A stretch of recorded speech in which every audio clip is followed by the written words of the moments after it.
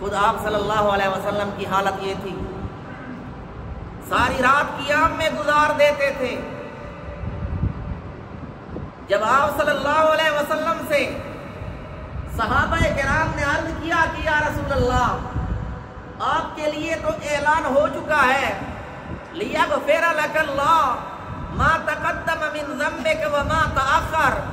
اللہ تعالیٰ نے آپ کے اگلے پچھلے قصور معاف فرما دیے ہیں، تو پھر اتنی مشقت برداشت کرنے کی کیا ضرورت ہے؟ آپ صلی اللہ علیہ وسلم ساری رات عبادت کرتے تھے، حتی تورمت قدما،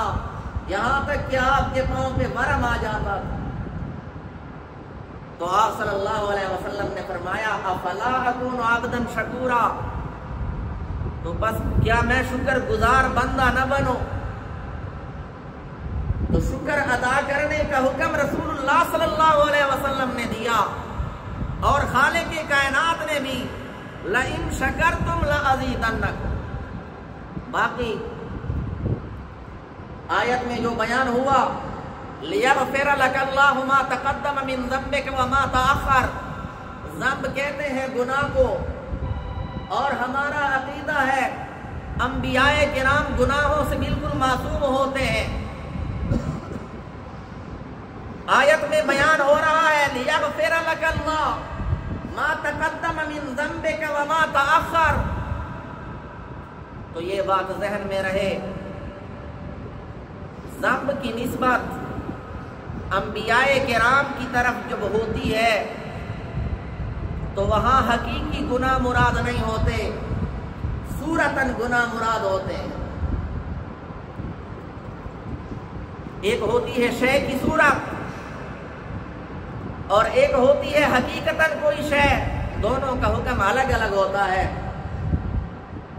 جیسے آپ کھلونوں کی دکان پہ جاتے ہیں، دکاندار سے پوچھتے ہیں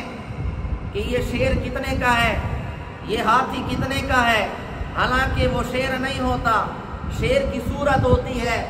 وہ ہاتھی نہیں ہوتا، ہاتھی کی صورت ہوتی ہے،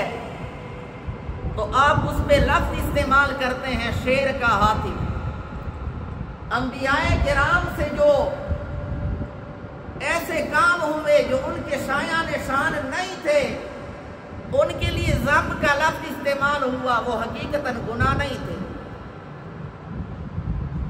ہاں ایسے کام ہو جاتے تھے جو ان کے شایان شان نہیں ہوتے تھے، تو اس کے لیے قرآن مجید نے ذنب کا لفظ استعمال کیا، ورنہ انبیاء کرام سارے معصوم ہوتے ہیں، انبیاء کرام سارے کامل، آپ صلی اللہ علیہ وسلم اکمل الکاملین،